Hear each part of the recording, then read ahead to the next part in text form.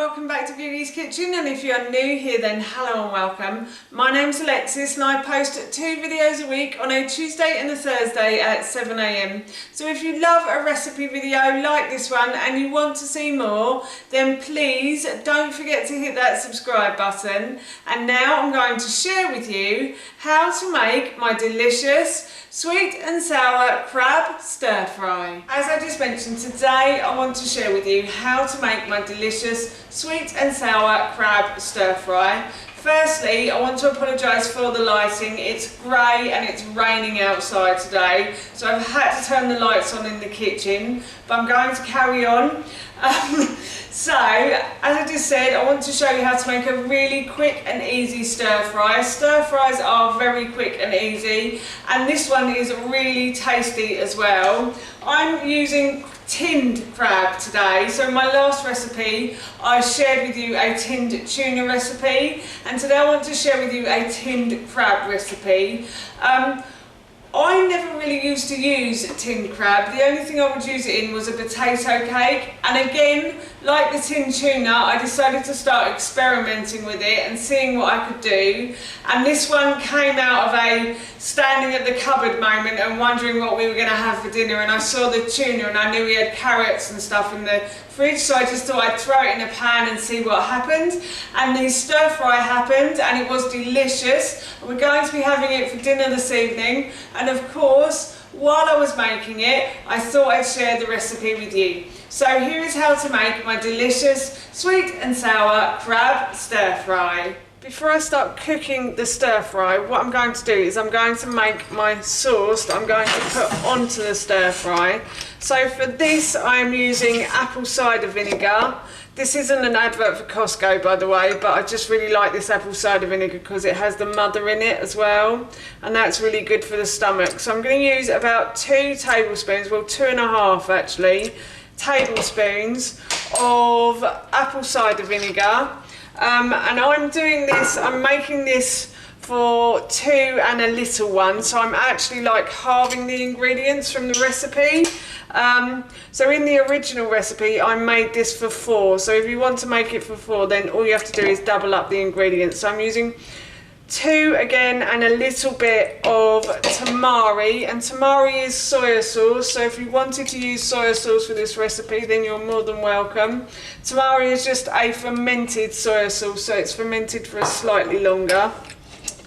And then obviously Chinese is quite sugary, so I've tried to use a better for you sugar than white sugar, so I'm using a couple of tablespoons of coconut sugar. If you haven't got coconut sugar then you could use brown sugar if you wanted to. Coconut sugar is slightly better for you because it does slide through the liver slightly easier than refined sugar, so that's why I'm using that. And then I've also got 2 tablespoons or 2 and a bit tablespoons of tomato puree as well. So I'm just going to do that like so. And then I'm also going to add in some ground ginger as well.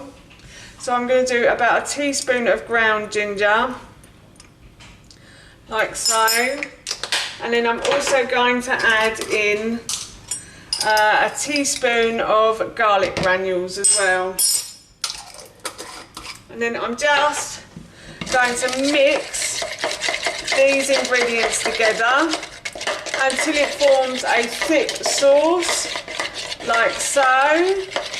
And then I'm going to set this aside and I'm going to start cooking the stir fry next. I've put a large pan and I'm going to put this onto a high heat, and then I'm going to add oil to the base of that pan, and I'm now going to leave this pan to heat up. The pan starts to get nice and hot, so what I've done is I have sliced, well, I've topped and tailed about 6 spring onions, so a bunch of spring onions, and then I've just sliced them into like 1/2 centimetre pieces, I'd say.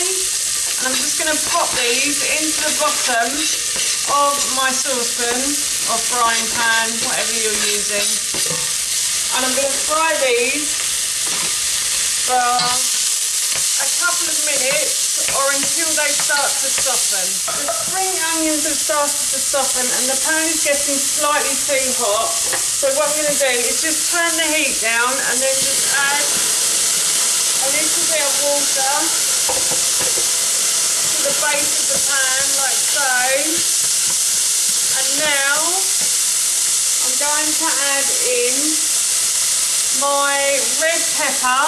So I chopped the top from the red pepper and I removed the core and the stalk, and I've just simply sliced it. And then I also have a carrot that I've peeled and sliced into batons, so very thin pieces lengthways. And I'm going to add these to the pan as well. And I've also got some bamboo that I'm going to add in as well. So I've just got tinned bamboo and I buy this from my local supermarket. Again, this isn't an advert for the company or anything, but we really like bamboo. If you can't get it, then you don't have to add it, but it is really delicious in the Chinese, I have to say. So I'm just going to add that in as well. And I'm going to fry these now, only for a couple of minutes, just to start to soften them basically. Stir fries you kind of want crunchy. Well, if you don't like crunchy veg, then obviously fry it for a bit longer. But I love crunchy veg, so I'm just going to stir fry it for a couple of minutes. And then I will add my other ingredients. So I have been stirring these round at the bottom of the pan for a couple of minutes and they've started to soften a little bit. So I'm going to leave them like that. And now what I'm going to do is I am going to add on my sauce. So I'm going to add on the sauce we made earlier. It smells so good. And then I'm going to mix everything round in the sauce. And I'm going to turn the heat off now. And I'm going to add the crab as well. The crab is already cooked, so you don't need to cook it for any longer, and I wouldn't suggest leaving this on a heat to cook either with the cooked crab in, because you'll just make the fish go all rubbery basically. Nobody likes rubbery fish, do they? So I'm just going to add that in as well. So I've got 3 tins. My son absolutely loves crab, so that's why I'm adding a lot of crab to this meal. If you're wondering, I know he would probably eat a whole tin of crab if he could. But if you wanted to add less, then you could. Or if you're making this for 4 and everybody loves crab and you want a whole tin each, then you can add that as well. So, as I said, I'm just going to add the crab. That's all of the crab in.